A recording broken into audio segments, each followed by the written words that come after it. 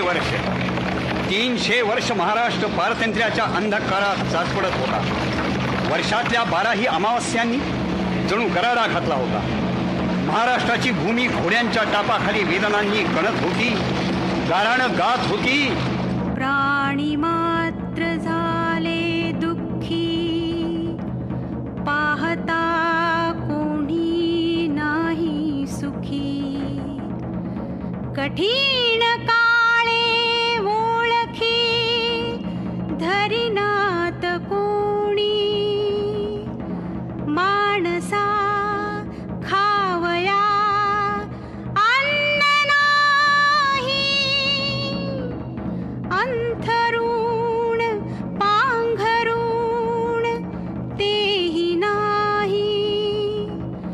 घर कराया सामग्री नाही, विचार सुचेना काही.